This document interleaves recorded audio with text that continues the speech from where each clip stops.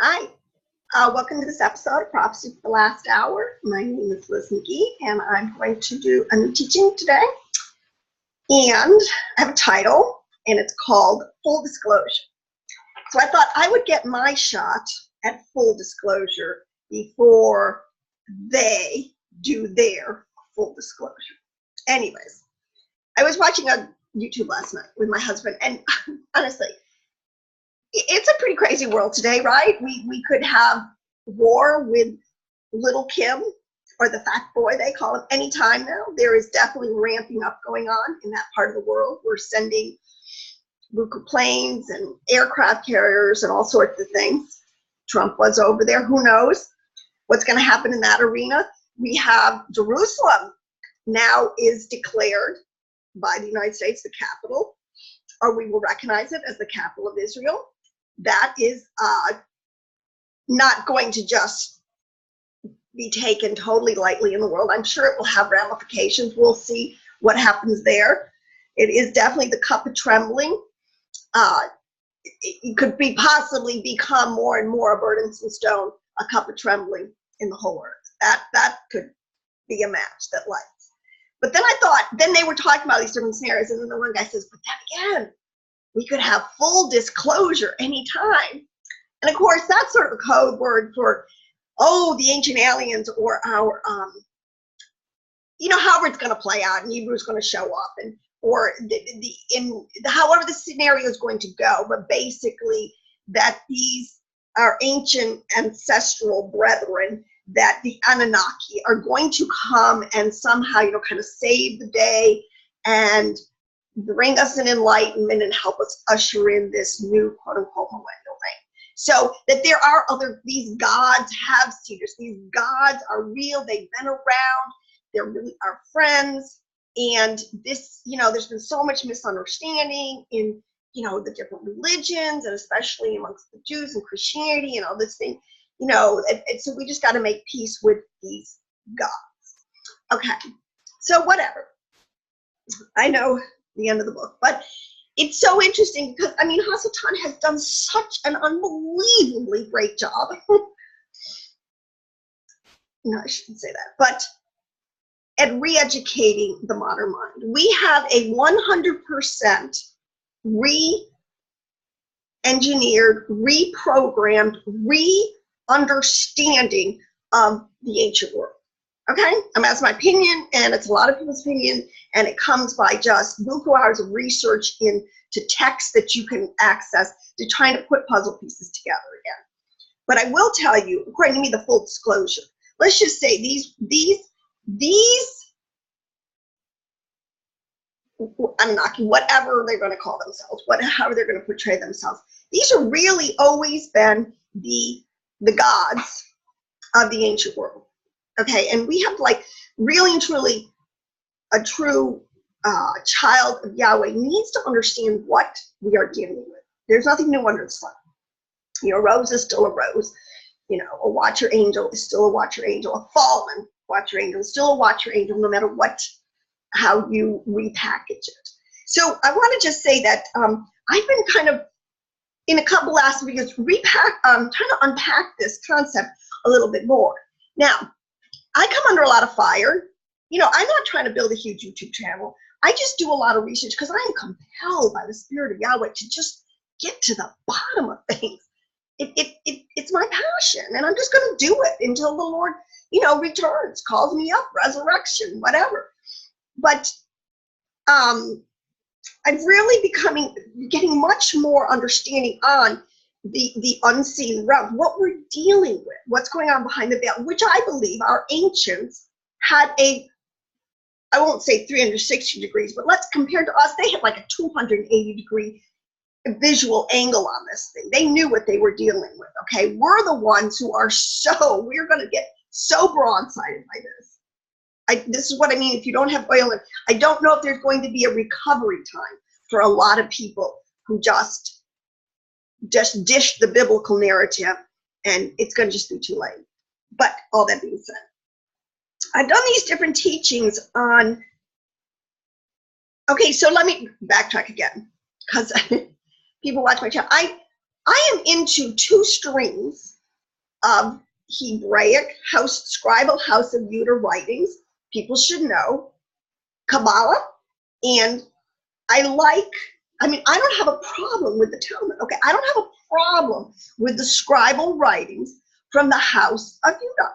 Okay, listen, Ephraimite, if you're a lost triber and you understand what I'm saying, where have you been for the last 3,500 years? Okay, you've been in La La Land under these quote unquote other gods, serving these other gods, buying into and actually fueling their agenda in so many unbelievable ways.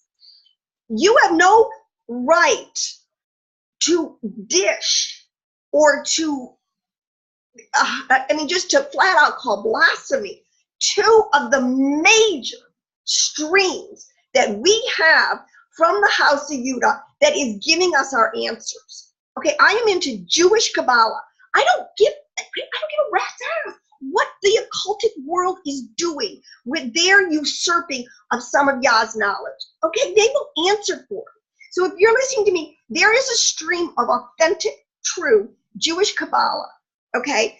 And it is the fullness of understanding that we can have that is meant to come out now, and Hasatan is so scared about it, and he is working overtime to get some of the seekers, the truthers, or people who are delving to dish it, okay? Because they don't understand. They won't go deep enough.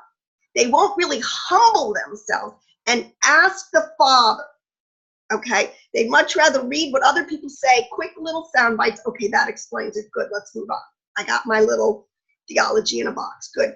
Or Talmudic understanding. Where do you think this, again, we within 100 years, in my opinion, lost all the great revelation from Yeshua and his Talmudim, okay? Seriously, the mystery, the whole power of the gospel, everything was basically dissipated within 100, 150 years, okay? And we built a whole couple of different quote-unquote religions or huge worldwide denominations on this thing, which are devoid of knowledge and lack power, okay? So something is radically wrong.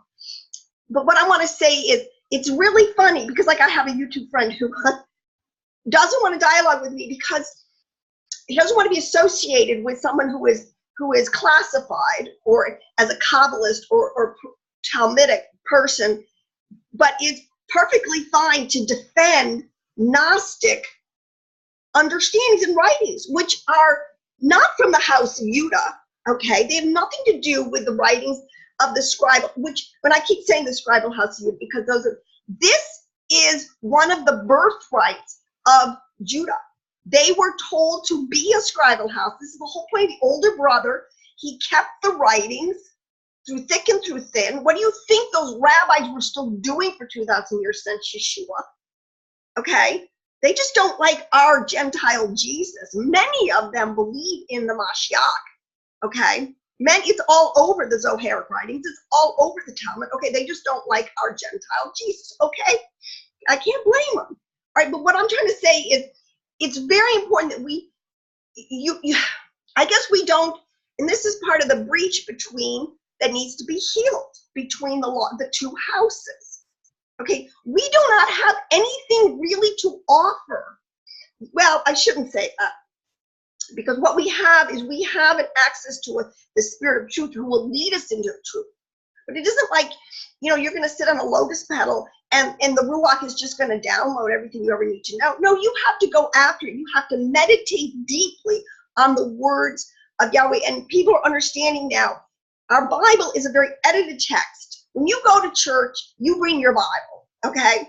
Which, if you don't understand by now, it's a highly edited text. Meanwhile, back at the ranch, or back is a library full of volumes that will explain every verse and everything you have. See, this is when the disconnect that Satan has been able to put on our minds between the Ephraimites and the Jews. The Jews understand.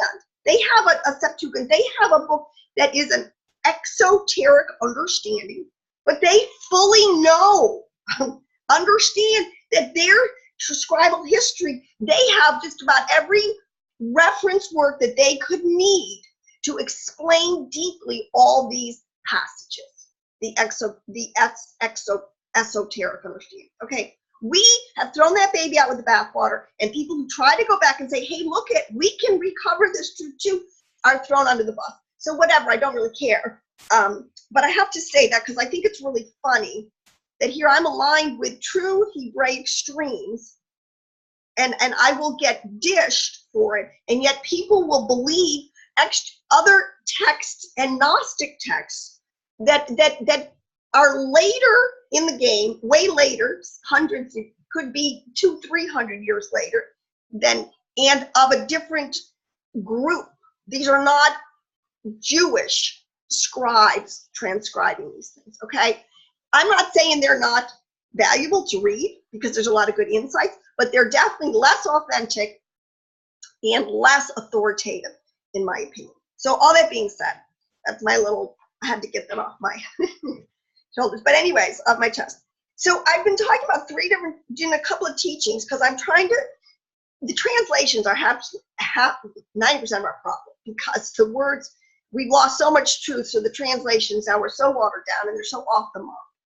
But 3 words or 3, let me just start with this. I did this study on the translation of Panta, which is a Greek word. It's Strong's 3956, okay? And it is the word all, but it's usually paired up with meaning all things, all beings, all somethings, okay?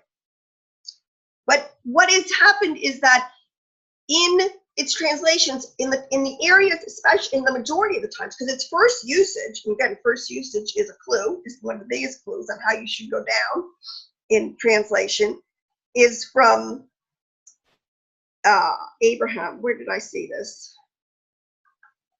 I guess I didn't write the verse down, but that all the generations of Abraham, so word Panta is all, and it's referring to all the generations of Abraham. This is talking about people groups, obviously, right? All the generation, Abraham did not have frogs, and he did not have birds, and this kind of thing. His offspring are people.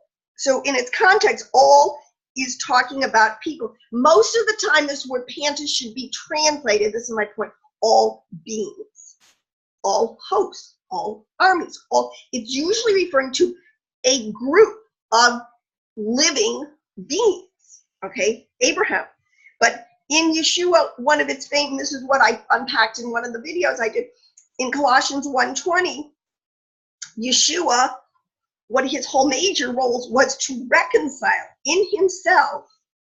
Now the translation we get will say all things, but in reality, it's saying all beings, okay? All beings in heaven and in earth. Remember that verse Paul says everything in heaven, on earth, under the earth, and in the sea is going to confess, is gonna, with their mouth and their knee is gonna bow.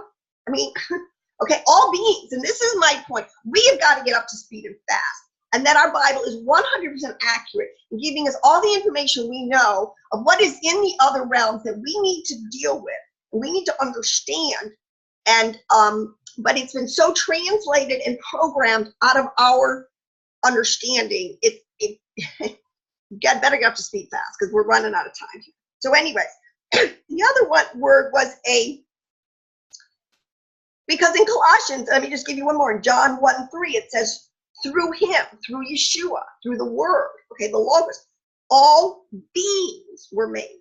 See, if you read, I did a way back early YouTube on the whole point of Genesis, the first chapter, when you get into, I think it's like starts verse 27, and then the next chapter 2, verses 1 and 2. It's a genealogical record of all the armies, the hosts, the angels, the angelic orders that Yahweh created. This is the whole point of creation. Let me tell you what, our Yahweh is into things that are living beings. See, this is one of our first main, let's stop being stupid here. We are not talking about a cosmos that is not active, intelligent, has will, volition, has celestial flesh. We are talking about a cosmos full of living beings.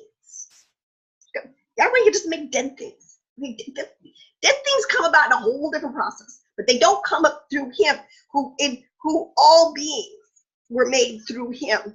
And there was nothing living that was not made through him. Okay? Now, there's another side of the story. Okay, but that right now we're just trying to unpack these words. The next word I was trying to unpack again, and this is so crucial because Paul, comes under all this fire because people think he's, dishing the law of Moshe. And no, he's not dishing the law of Moshe, okay? He did, in my opinion, and the Jerusalem Council together, it wasn't just Paul, they all through, and I can see this, through a revelatory prayer, fasting, probably revelatory processing, comparing texts and really understand, trying to figure out where they were on the prophetic timeline, what was going on, what was the plan. They agreed to give a certain amount of leniency to the Gentiles for a period of time, because that's what they saw in the scriptures. And Paul had a revelation as this apostle to the Gentiles to go to these Gentiles with a more lenient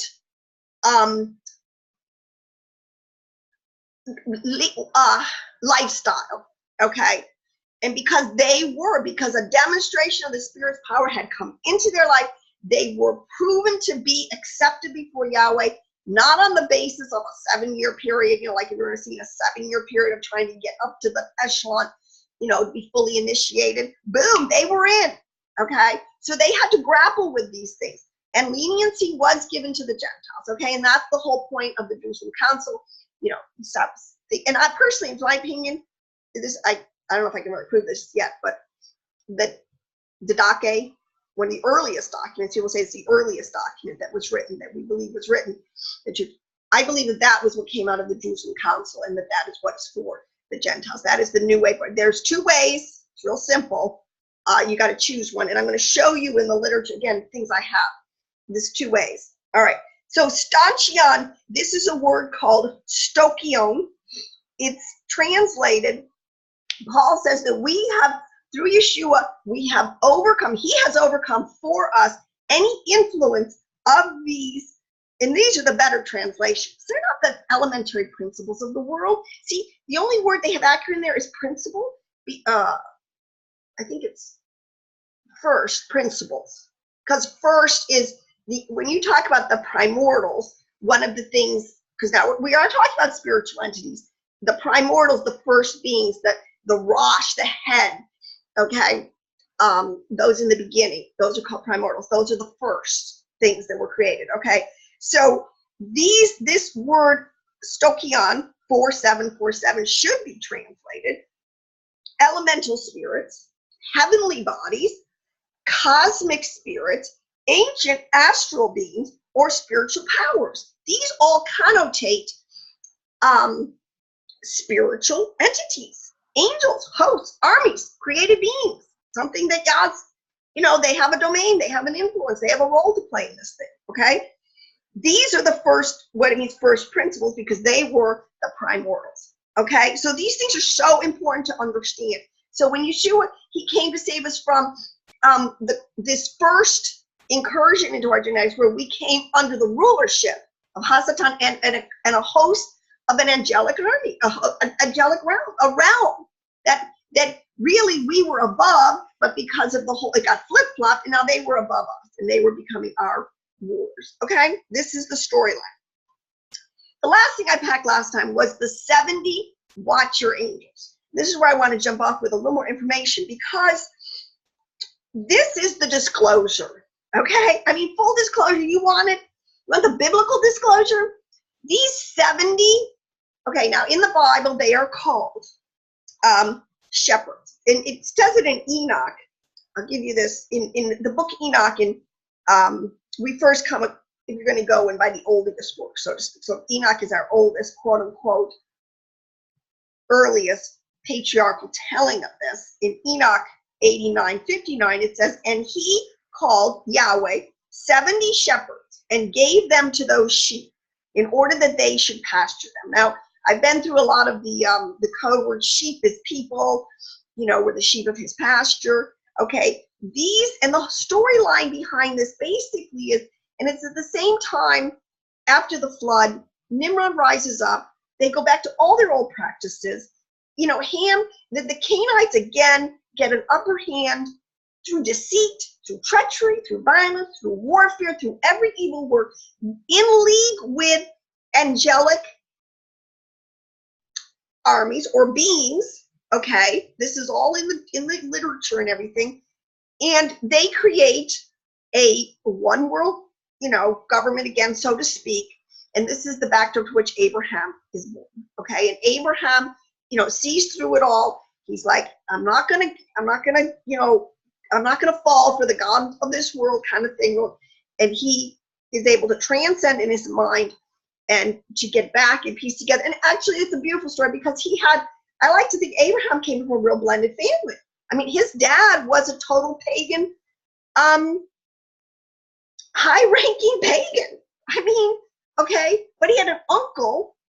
If you want to keep it in a real natural, an uncle and a grandfather, Noah and Shem, of the righteous seed line, who were keeping alive the truth, the righteous remnant, the priesthood, the bloodline, and the spiritual understanding. So he had access to both worlds. And we know how the story he chose, yes. So this is important to understand these 70 angels, okay?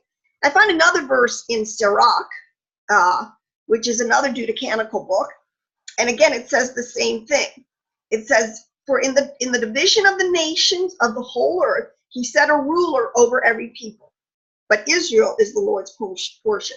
Now, what I showed in that teaching was it's a very poor translation. In my opinion, it's a deliberate fudging translation, okay? These people, we won't go into the whole backdrop. Lying pen of the scribes, whatever, okay? These 70 angels, now again, let me just say this, there's always a hierarchy. So, okay, these might be the 70 generals, so to speak, in this rank of angels, but believe me, they have myriads and myriads of minions under them, okay? I mean, we just have to kind of think of these kingdoms in very similar to ours. There is rank, there's authority. And this is what Yeshua says in a lot of his parables. There's rank, there's authority, there's so anyways, but in Sirach is saying in the division of the nations at the time of Peleg, these nations that were following Nimrod were nations that were saved. These were the descendants of Shem, Ham, and Japheth, who knew the storyline, but they were again already deciding to dish the God of gods, Yahweh Elohim, and follow the gods that were had astral influence. Well, actually, let me put this way. I don't make it okay. It really is. Oh, this gets so deep. Because if we could think, we have to really flush this all out. But the stars, the moon, sun, and stars are celestial deities, celestial gods who have power and authority and volition. They align with the planets. This is a whole thing, we got to begin to understand this. And I have some quotes I'm going to give. But when Joseph saw part of the point of one of his dream visions, where he saw Rachel, his mother, and Jacob, his father, and the 12 tribes ruling and reigning as the sun, moon, and the stars. Okay, we think so allegorical picture, isn't that pretty? No, it's true. We get their job. When this whole realm is going to get rolled up, this is part of the understanding where whole dimensions are going to get folded in on each other, okay, and are going to be, how does he, like a garment, and put aside, and a new heaven, okay, we're going to have, see, the new heavens and a new earth, meaning there's going to be new kids on the block, so to speak, living entities that will rule and reign in these positions. Jacob was shown quite clearly, or Joseph was shown, and I think Jacob, they knew this, but he was shown that his seed, especially this whole thing through Joseph, because that's another whole piece of the puzzle. So I said, you got house of Judah and you have the house of Israel, and you got to understand that his seed, all this, from both houses, all this seed was going to rule and reign. They were going to replace these runaway angels in these lower, I think it's from the fifth heaven down. Okay, the Bible talks about having basically 10 heavens. Okay, the highest 3 are basically pretty hidden. You know, I won't go in. See, in my see, listen, it's only in true Jewish Kabbalah, which is nothing. I'm going to make this claim. You know, I want to say, don't go onto any websites or read any books. Don't go anywhere. And all of that garbage that is not from authentic, as far as you can determine, Jewish Chabad sites, okay? And actually what you need to do if you have any interest in this subject matter, because not everybody's called to it, it's a calling, okay? So don't feel bad if it's not, you know, if you don't have to read the Zohar, but I'm saying stop dishing it because you don't know what you're talking about, all right? You know, start reading Daniel Matt's translations of the Zohar. Read the Sefer Yitzhar. Read Pards Ramon. Read the works themselves. Again, don't listen to what people say. You're only going to get their spin. Don't even listen to me. Just read it yourself and make your own determination. You have the mind of Yahweh. You have the mind of Christ. The Ruach will lead you into truth. Okay, so enough of that. But it's just so nasty how they have twisted and dirtied and muddied and sensualized something that is so true and beautiful and pure and holy. I mean, that is always what they do. These bad sheep come, they muddy the water, so it's all yucky. Anyways, another rabbit hole. So we're talking about the 70 shepherds. Okay. These 70 shepherds are called, these 70 shepherds, in my opinion, as far as I can determine, live in a realm. These are called 1, 2, 3, 4, in the 4th heaven, so to speak, okay? These are the Elohim, the Shoftim, which are judges of the lower realms, okay? Because I was getting back to the storyline. Yahweh became so upset with these people groups that kept rebelling, would not live Torah righteous lifestyles with each other on the planet. He said, fine, I'm gonna work with a bloodline. I'm gonna call out a people through Abraham. I'm gonna work with them. The rest of you, I'm gonna put you under. You want to serve the gods of, you know, that are of these realms? Fine. I will actually give them to you. No, I will give you to them, and they will be your gods. This is the whole concept of those that say they are gods, but they're not really gods, because they came on the scene and have portrayed themselves as God. You know, they're God. It all ends with them. There's a whole history of this, the pagan nations. Okay. And this is what Yeshua made a show openly. He defeated them. He freed the Gentiles from their influence. He brought them, those that would believe and change kingdoms, okay, and believe in him. This is the whole point. Could change king, could no longer be under their influence. Because believe me, they have influence. These primordial sun, moon, and stars and the other dimensions that work with them on down, very powerful. Okay. And you know, this is what, these are the slings and the arrows and the bows and the, you know, the archers. It's what it's talking about, okay, that are constantly assailing the child of Yahweh. But let me try to stay linear. Okay, these Elohim, they're always called in the word, they're called watcher angels. See, actually, they were the watcher angels, okay? Now, a lot of the stories, I won't go into how but they have perverted themselves. They have, the whole world is drunk with the fornication of their, see, this is the 70 bloodlines. This explains a lot of the Canaanite bloodline, you know, the Kosh, this whole thing, these realms that have infiltrated into the genetics of the men, set up dynasties, literally. These are the kings of the earth. These are the princes. When the Bible is talking about the princes, especially in Revelation, the kings of the earth, the princes and the rulers, this is who he is talking about.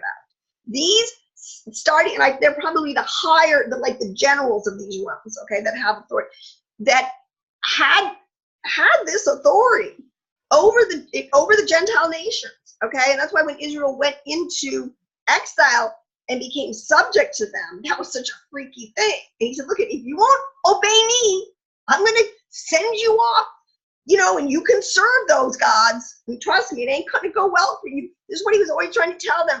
The northern kingdom, right after Solomon, this is the whole story.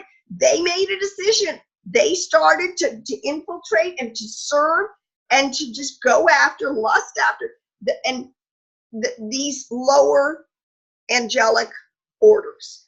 Okay, and finally he's okay. I'm gonna kick you out. You want to serve them? Go serve them. Go serve them in the nations, whatever. I want to make a point here. Wait, I have to do this because I found this. This really helped me. Oh, let me find this quote I have about, oh, see, because these angels have power. This is the whole point we're understanding is they sell technology. They have so much, you know, the watcher angels that it talks about in Enoch, how they gave mankind such knowledge and with it came power and became authority and able to dominate. There was all these little, oh my gosh. And the whole earth became completely corrupt, and it's becoming completely corrupt today. And people understand the pacts that are being made. My point is these 70 bloodlines is really, they did infiltrate into the genetics. They have set up dynastic houses where they do rule and reign generationally and stay, you know, the top 1%ers, the top 3%ers over, and it doesn't matter if they can't be a king per se. They can sure run the world's banking system, or they can morph themselves into whatever mold or shape that will give them power. Okay, so it doesn't matter if they can't be called a ruler or a king per se. They can, there's many ways in which they can exert their influence. And these are the principalities and powers that Paul is talking about that we're warring against. But one of the things is, I found this in, this is a book I love to read, Legend of the Jews, okay? But it says, by means of magnetism, he made the golden calves at Bethel float in the air. And many were brought to believe in the divinity of these idols. Moreover, he engraved the great and awful name of Yah in their mouth. Thus they were enabled to speak, and they gave forth the same words God had proclaimed from Sinai. Talk about lying, signs, and wonders. Now this puts in a lot, but I want to say by means of magnetism. See, this is, you know, people think it, you know, it's a little cat. They literally, the whole story is they just melted down gold and built a little calf, and they worshipped it and sang and danced. I mean, come on, people. This is why I always say, grow up. Jeez. We are talking about, see, they understand and they have held on to very tightly many of the laws of physics and the understandings of how the cosmos works. And they have transmitted it and they'll parcel it out in their secret societies or in their mystery schools or whatever, and it will give them an advantage and an upper hand. This is what's going on today. We know this. A lot of our technology is coming from, you know, fallen angelic sources. This is the unpacking of, you know, the cult whole side of Nazi Germany, and, you know, the black ops that go on today in our culture and in our country and our government. I mean, the nations of the world are still doing this, and they're vying for this knowledge and understanding. But here was a confirmation that by means of magnetism, in other words, they knew how to do stuff. And this is, again, we get back to, I was going to say, this whole thing. I want to just quickly, the Luciferians, you know, the Project Bluebeam and probably what's going on, the lying signs and wonders, we believe are going to be on a global scale. Okay, this was probably child's play, making the golden cows float and talk like AI, like completely, they had to be gods. I mean, how could we literally make a calf, so to speak, and then it becomes alive, okay, with power and authority, okay? These things happen over and over.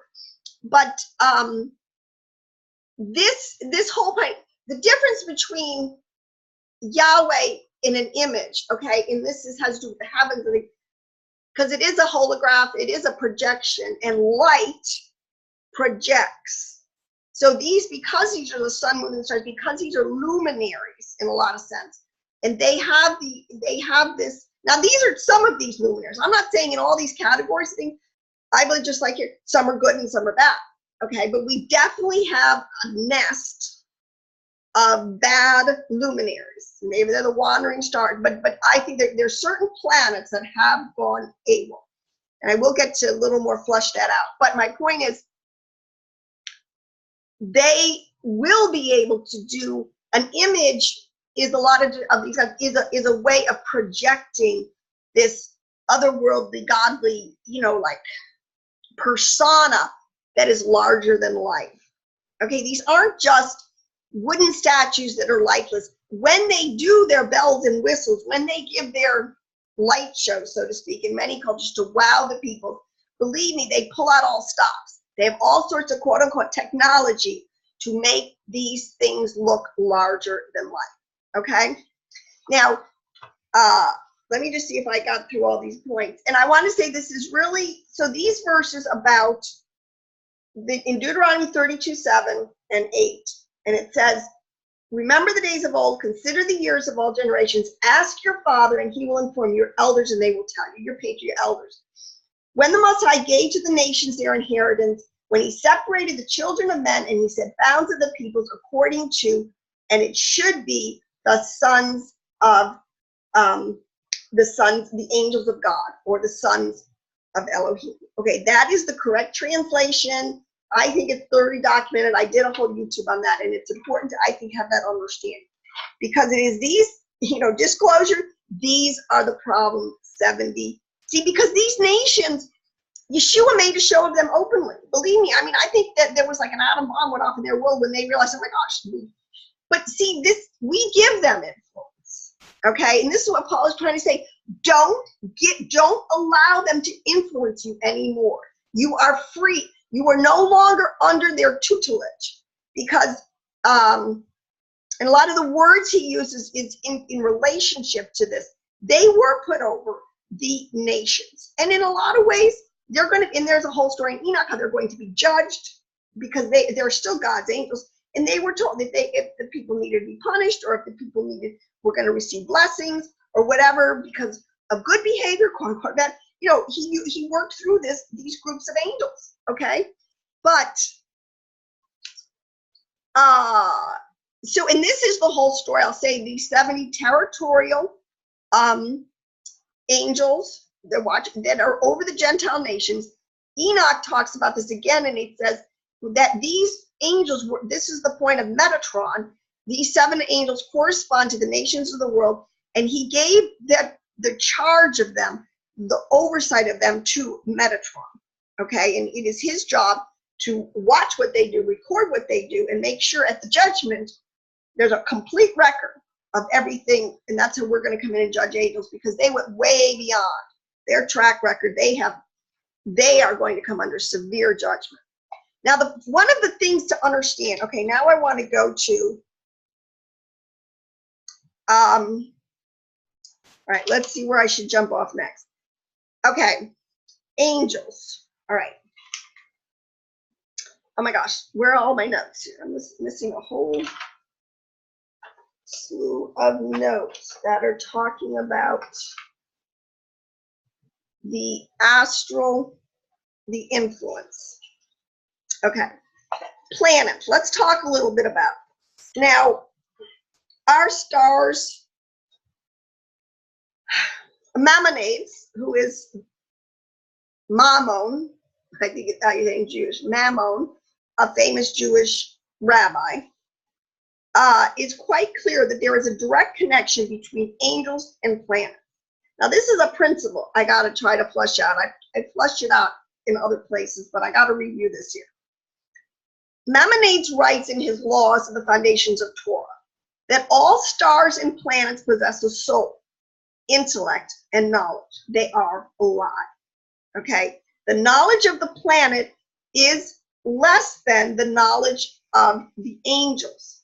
The famous Bible commentator Nachmanides, so there's one with an M, Maimonides, and Nachmanides, reveals even more than this. He states in his commentary to Devarim 18 that there are certain stars that are guided by archangels, and these archangels are the souls of those planets.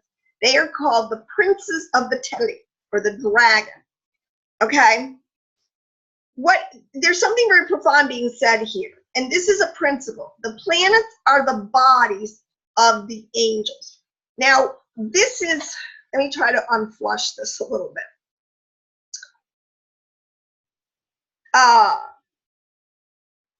everything, okay, all right, when Yah makes a template, when he, as an archetype, the first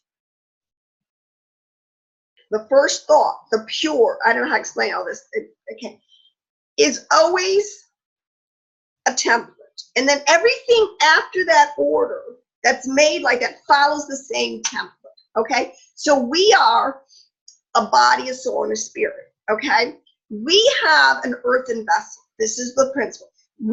Our soul is contained in our earthly physical body. Our soul life, our soma, is in our blood. It is our soul life. That's what I can say. All right, I've been having videos on this, okay? But it's a principle. So you always have a container, and you have the animation, or it's called the Zoe, the life that is in that, the Zoe, the soul force that is in that body. So when Paul is talking about, he says, look at, and I've been through this, there is celestial flesh, there is terrestrial flesh. There is flesh of the sun, moon, and stars. Well, there's also flesh of the earthen, like us. Okay, it's the principle. It's the same thing. I don't understand, I don't know, I never, but there is a principle of, you always have the intelligent, the brains of the operation, the cognitive, intellectual, thinking, soul-like brain part of the entity, the living being, and then you have its container, okay? And the planets, believe it or not, this is the whole point. And you know what? I mean, if you believe that NASA, never a straight answer, is telling us the truth with these pictures of these hard as a rock planets, no, they're gaseous. They're made up of actually very many different, because elements, this is the whole, there's a whole, it gets really deep. These are things that someday when I get to write my book and I can make all my charts. Different planets have different elemental components to them. And these are their spheres of domain. They have influence. Now, astral deities, and these are astral deities, okay? These are in the middle realm, which are astral, meaning they're psyche, they're soulish. These are the entities that run the programs that influence our and other living creature things down here on Earth. So we know, it's like the moon affects the tides, okay? The sun warms, its warmth makes things grow. The effect of this realm is very apparent, so you can't, but now we got to take it in terms of a little more deeper into the soul life. How does it affect our soul life? And this is the ancient roots of astrology. This is the ancient roots of astronomy. This is the whole point, that the whole planet is written in the stars. This is a linear history. This is a cycle. It's an epoch. Oh my gosh, there's so much to unpack in that. But there are some runaway. That's why Saturn, some of these planets, Mars, have a bad rap for a specific reason. Now, it is my opinion, because these are living entities, okay? And I don't know how to map, ask Yahweh to help you, because we have authority over these. And we can shut down their influence, their negative influence on us, okay? And this was the whole point, because I have really been asking, what is the point of sacrifices? I mean, why are animal sacrifices or vegetable why are they necessary? What is the point? Because I've always understood there's a reason for it, and then there's usually a physics to it. And this is the point that, and this is why it's so important, the whole point of Yeshua being our once and for all final sacrifice. So people, these people that are deconstructing to such a point that they're like, they don't even believe there was animal sacrifice, or that Yeshua was involved in all this. You don't understand what you're talking about, okay? You just really don't. You don't understand.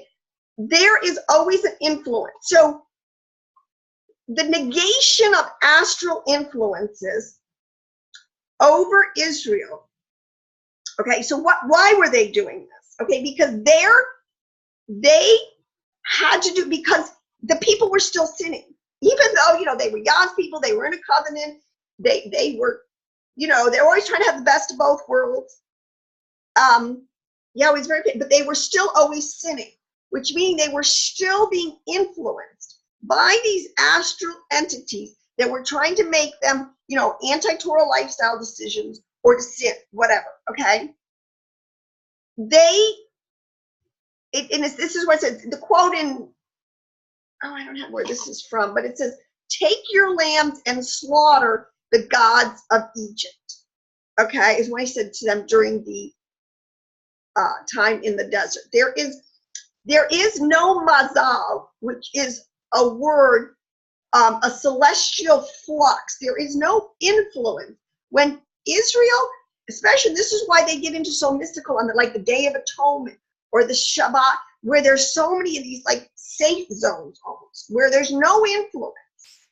During the festivals, when Israel was really walking in holiness and obedience and purity, there was no influence of these astral entities over them. But then the other side of the story is they were constantly entering into, even if you mentally assent to these influences. Okay, but what I'm trying to say is that the sacrifices were a way, and it does sound really stupid, like to appease the gods, but that's a really kind of archaic. What we're really talking about is there is a physics in this thing, and this is why the Luciferians still do sacrifice in these things. Oh my gosh. I just saw, it all makes sense to me now, okay? I watched a show about volcanoes, and some big volcano in Australia, I can't remember what it was, and it's huge lava flow in this country. But the people, the natives, who go way back in ancient or very aboriginal, believe that there was that the lava, the mount, or the volcano was a spirit, was an entity. So look at, like, the volcano is its house container, and the lava is its living energy, and that it mates with the goddess of the sea. See, when you understand that this is what they're talking about, relationships of different entities, interaction. But I didn't mean to digress into that, but it's really important to understand how Yeshua, how unbelievably, what Paul's trying to say. Look, we have the sacrifice once and for all. We are freed from this law, this influence of sin and death. And this is what, the early, and that the Gentiles could kind of get in on this thing was unbelievable. And this is what we need to recover. So when these entities show up again in whatever garb, in whatever disguise, whatever storyline, we understand who they are, where they come, what their malevolent nature is, and historically has always been. They are not our friends, and yet we have authority. That the saint of Yahweh, this is why we're going to do greater works, okay? Because Yeshua didn't take them on, so to speak. He took them on as the Lamb, and he comes back as King of Kings. And this is what the whole point in Revelation, where the kings of the earth and the rulers of the earth, and these will be poised at Armageddon when the Lord returns. Because, and they're just not going to go down easy, okay? But it's really important to understand, this is explained, the influence. And this is why, for good or for ill, this is why it's so important. I just can't, there's just too much meat in that to unpack. But astral influences are a really important concept we need to understand more and more from the other dimensions, okay? And how this works and affects us, and how we are sealed, and how the blood of Yeshua covers us. These aren't just intellectual concepts. These have real physics to them. I apply the blood on everything, because I'm in him. It's like being in an impenetrable body bag. I'm in his body. I can't be influenced by these things. I live and I move and I have my being in him, okay? It's all in the mind. We have to understand where we are now, in hierarchical order. Okay, so I just got to move on. I have one other big thing I want to cover in this. So there was, and this is why, again, with the Essenes, okay, and I got into this again, and I got to bring this up again, because, just quirks me. See, when you understand a subject matter and you studied it, and somebody comes on the scene and starts saying, like, the total opposite, and, like, they're not telling it truthfully, because you know, I mean, what are you supposed to do? Just give them a free pass? No, you have to speak up and say, no, you are See, they were in a propaganda war. So much of our history, our translations, our understandings have already been rewritten. This thing's been in the bag really for a long time. But when the Dead Sea Scrolls came out, they were invaluable to us because we understand the Essenes now. The Essenes are the people group, the keepers of the secrets, really the root core group, the Nazarenes, the Ebionites, this core group who kept the writings, the deep esoteric understandings, all the writings kind of together, okay? And they studied them, they shared them, they believed them, okay? These are not secular Jews at the time, okay? They're not Hellenized Jews. These are genetic Hebrews in the north and in the south. I've been through a lot of these on these scenes, okay? But their relationship with the angels, okay? They are not Luciferian brotherhood, white robe brotherhood. I mean, that is just a lie. So if you have bought into that lie or still follow the person who was telling that lie, you know, that's what I mean. What can you say? We always go, what can I tell you? It take you 20 minutes. I'll say this last time, 20 minutes, Google Josephus and the Essenes, read what he said, Google Philo, Judaeus, and the Essenes, just read what he said, just read it yourself, and you will see there's nothing Luciferian, there is nothing except the highest praise for some of the most godly people on the planet. Okay, so the Essenes had a lot of understanding on these angelic realms. Okay, and they understood, and because Yeshua is the angel of the Lord. Okay, he is Michael when he wants to be an angel. This is my belief, and I'm not going to understand when he wants to be an angel because he inhabits. Remember, he fills all in all. He is in everything. So when he wants to be an angel, he's Michael. Okay, he is over Yah's people. Okay, Israel, Yah's people. All right. So I'm going to give you two quick quotes here. Two more quotes to kind of bring this home. This is from Enoch. So my thing is we have to stop being afraid of the angels and trying to understand. This is our inheritance. I have made lists and lists. I have 3 lists now from my angels list. Oh, you can't see it. You can't see that. It doesn't matter. Dionysus, the Areopagite, who was a disciple of Paul, contemporary of Barnabas, Gregory the Great, and the Apostolic Constitution, all early church men and works. Here is Maimonides, his list. They all come up with this list of 9 orders of angels,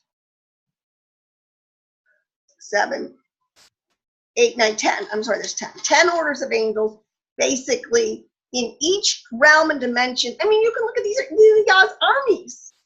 Okay, so why wouldn't he have troops, armies, living beings in all these different dimensions that do his bidding, whatever.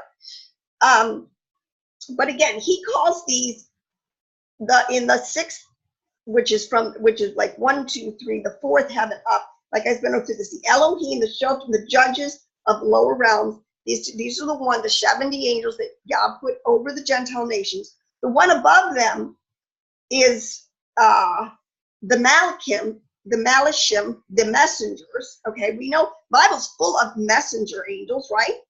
And then you go into the Sephirim, number 5, the burning ones, the reptilians. Okay, now it's really important to understand. So where do you think this concept of the draconians, the reptilians, these dragons, this comes from? Okay, there is deep biblical truth in this understanding, and we need to flush it out.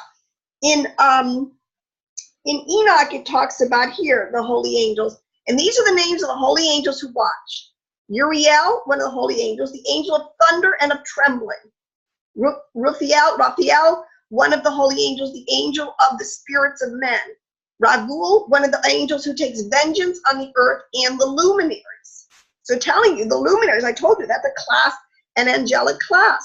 Michael, one of the angels, namely set over the best portion of men over the people, which is obviously Israel. Saraquel, one of the holy angels who is over the spirits of the children of men who induce the spirits to sin. Okay, and then Gabriel, one of the holy angels who is over the serpents, the draconians, the reptilians, and over the over paradise and over the cherubim, which is another angelic order. So I'm just saying, I'm not worshiping angels, let me tell you people, but I am definitely, because the Bible talks about how we are going to work with the angels.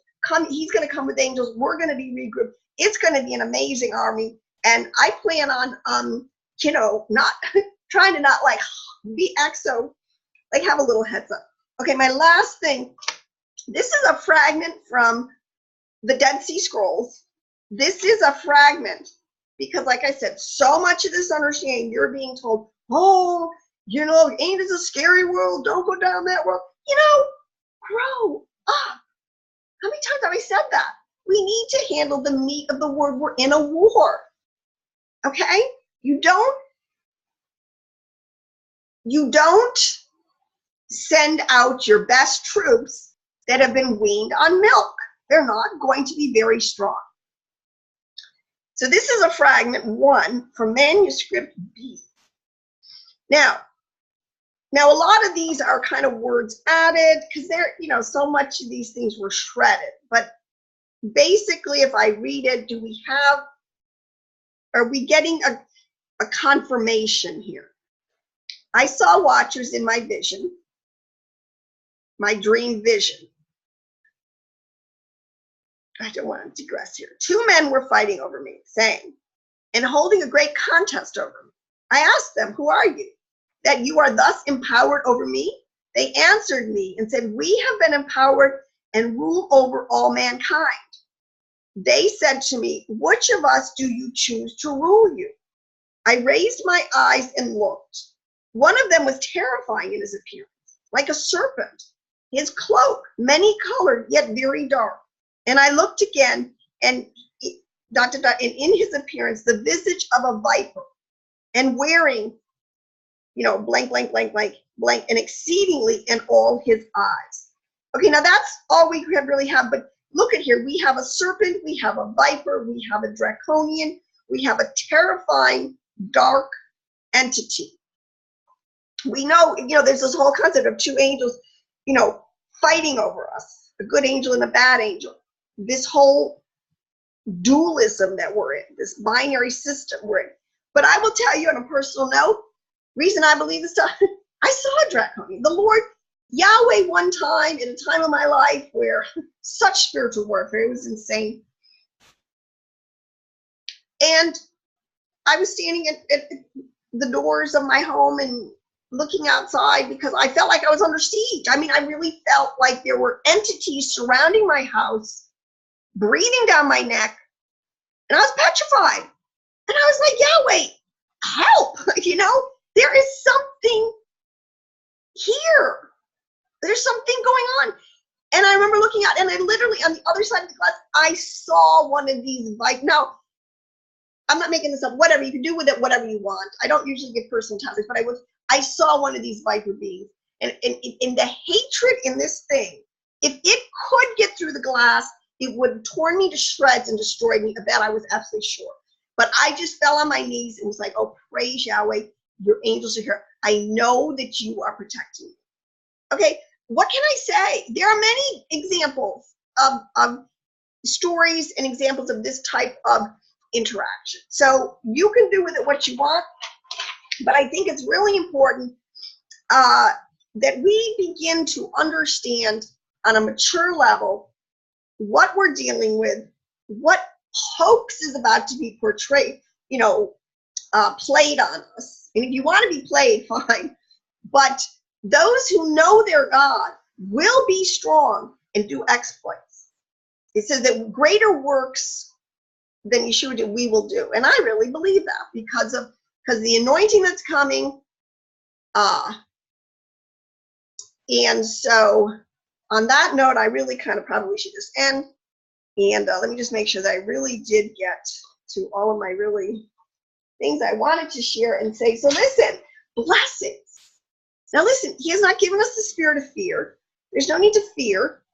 There's only ability to praise, to understand that he is greater. He who is in us is greater than anything in the world, anything in any of the dimensions. We are in him. So on that note, I say be encouraged, keep learning, and I will see you soon. Shalom. In Yeshua's name. Shalom.